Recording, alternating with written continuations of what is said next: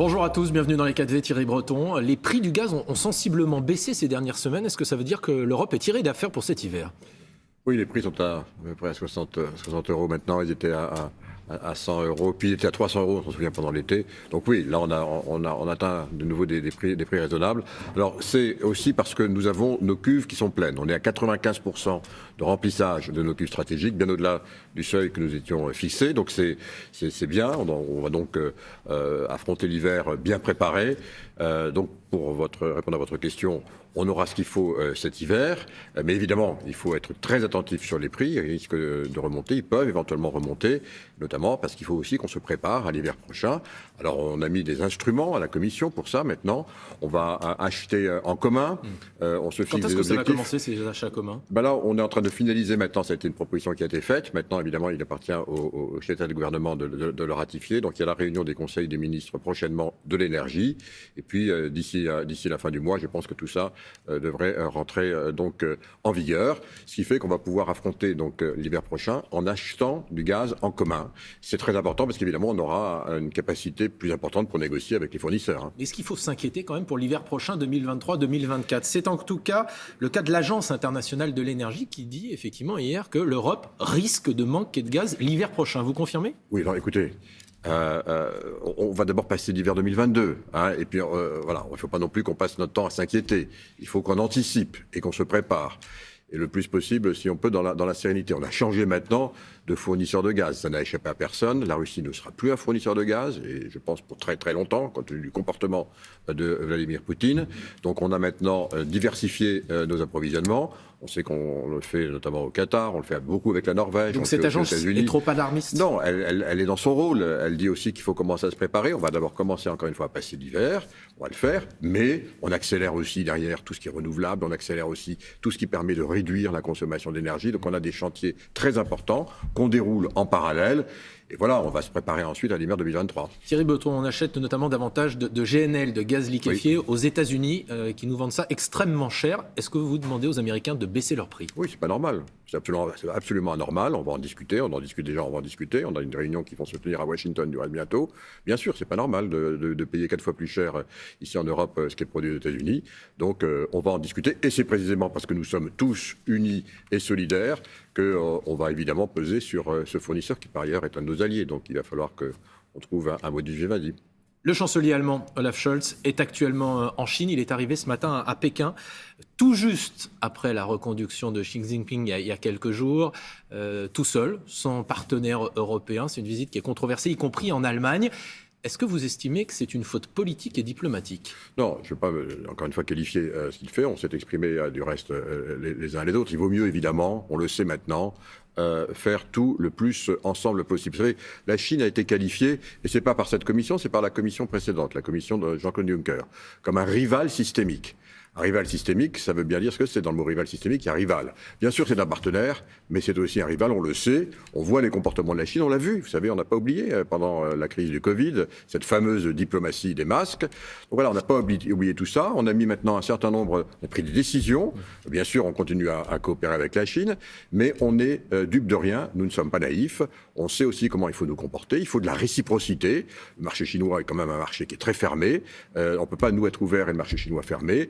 Il y a beaucoup d'entreprises chinoises qui se cachent derrière l'État qui se cache derrière des entreprises chinoises. Il faut donc là avoir la transparence. Il est naïf, Olaf Scholz ? Je pense encore une fois que la Chine est un partenaire important de l'Allemagne, on le sait.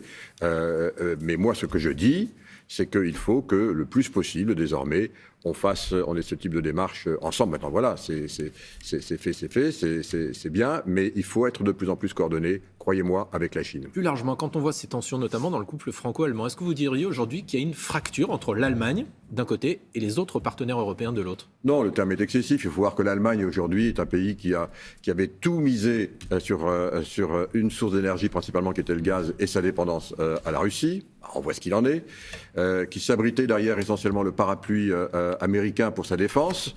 on voit ce qu'il en est, il faut maintenant qu'elle prenne sa défense en charge, qui était essentiellement tournée vers le marché chinois. Enfin, bon, ce qui explique peut-être aussi pourquoi Olaf Scholz est là ce matin en Chine, mais on voit que le marché se ferme, il devient de plus en plus compliqué. Donc l'Allemagne a réinventé son modèle économique. Le couple franco-allemand n'est pas mort. Et moi, bien sûr que non, il n'est pas mort. Et moi, mon rôle, c'est d'aider évidemment tous les États membres, y compris l'Allemagne, dans la capacité qui est la mienne de commissaire au marché intérieur. Parce que si un pays se fragilise, s'il a des problèmes, c'est l'ensemble du marché intérieur qui est vulnérabilisé. Donc je suis évidemment aux côtés de tous les pays, y compris l'Allemagne, pour les aider dans cette transformation majeure. Elon Musk, qui a racheté Twitter, a confirmé dans la nuit qu'il allait licencier un certain nombre de salariés au sein de l'entreprise. D'après la presse américaine, il aurait particulièrement réduit notamment les équipes qui font la modération sur la plateforme, c'est-à-dire qui gèrent les contenus qui sont dangereux ou haineux. Est-ce que ça vous inquiète ? Non. Non, parce que nous avons depuis maintenant, la semaine dernière, vous voyez, les choses sont pratiquement coordonnées, finalisé ce fameux texte qu'on appelle le DSA et le DMA également, qui instaure désormais nos règles en Europe, dans l'espace numérique, sur les réseaux sociaux. C'est un travail de 2 ans, c'est terminé, nous avons maintenant des règles extrêmement strictes. En fond, tout ce qui est autorisé dans la vie réelle l'est aussi dans la vie donc, numérique, mais tout ce qui est interdit dans la vie réelle, par exemple, on ne peut pas s'insulter, il n'y a pas de discours haineux, il n'y a pas d'atteinte aux personnes, eh bien ce sera désormais le cas dans les réseaux sociaux, avec évidemment des obligations de modération. Donc il fait ce qu'il veut en dehors d'Europe, mais s'il veut continuer à pouvoir bénéficier, je dis bien bénéficier, du marché européen, on est 1,5 fois plus gros que le marché américain en matière de numérique, donc on intéresse beaucoup ceux qui vendent des services numériques, y compris évidemment Elon Musk, eh bien il le sait, on s'est beaucoup entretenus tous les deux, il devra respecter désormais nos règles, et en particulier en termes de modération. Il y aura beaucoup plus de modération qu'aujourd'hui, donc peut-être, du reste, je ne sais pas, je vais oser quelque chose. Il veut peut-être défaire un côté pour mieux habiller l'autre côté, parce qu'il sait qu'ici, chez nous en Europe, il aura à faire de la modération, il aura à ouvrir ses algorithmes, il ne pourra pas faire n'importe quoi, parce que nous protégerons désormais les personnes. Mais il le sait que lorsque nous nous sommes entretenus, il m'a dit qu'il avait parfaitement compris qu'il le fera. Parce que s'il ne respectait pas les règles, l'Europe peut aller jusqu'à suspendre Twitter en Europe. Bien sûr, nous avons d'abord des amendes. L'interdire. Des amendes, évidemment, très fortes, 6% du chiffre d'affaires. Et puis si jamais il y a une récidive, on peut évidemment l'interdire temporairement ou définitivement. Et ça, aucune plateforme ne voudra prendre ce risque. Je le rappelle, le marché européen, c'est 1,5 fois de marché américain. Il parle beaucoup de la liberté d'expression. Est-ce que ça vous semblerait souhaitable, par exemple, que Donald Trump, qui avait été banni de ce réseau après l'assaut du Capitole, que Donald Trump puisse faire son retour sur Twitter ? Écoutez, il appartiendra encore une fois de le proposer. Moi, ce que je peux vous dire, ça vous donnera un élément de réponse, c'est que lorsque, effectivement, Donald Trump avait été banni, alors il y avait sans doute des raisons objectives, hein, on avait vu les propos. Et je m'étais étonné du fait qu'une entreprise et un conseil d'administration puissent prendre une décision aussi importante. Il s'agissait quand même du président des États-Unis, quoi qu'il ait pu faire. Et donc, je pense qu'il faut mieux que ce type de décision appartienne à ce moment-là, soit à la puissance publique, soit être contrôlé, soit qu'il y ait la possibilité également d'appel, de discuter. Donc aujourd'hui, en tout cas en Europe, ce que je peux vous dire, c'est qu'une entreprise ne pourrait pas le faire de façon aussi, je dirais, expéditive. Il y aura des procédures contradictoires et ce sera plutôt à la main des États de le décider plutôt qu'aux entreprises privées. En un mot, il souhaite faire payer $8 le fait d'authentifier son compte, cette petite pastille bleue, oui ou non ? Est-ce que vous payerez ces $8 ? Je vais voir, mais je peux vous dire, c'est que $8. Il y a 400 000 personnes qui disposent de cette petite pastille bleue, comme vous le dites. 400 000 personnes, ça fera quand même, ça, vous savez, ça fait fois $8, ça fait pas beaucoup par rapport aux 40 milliards qu'il a payé. Donc je ne suis pas sûr que c'est ce qui réglera sa situation économique. L'Europe a prévu d'interdire la vente de voitures thermiques après 2035. Est-ce que c'est trop rapide ? Est-ce qu'il faut repousser cette date ? Non, la date maintenant elle a été actée par les co-législateurs. Donc maintenant, il faut tout faire pour la tenir.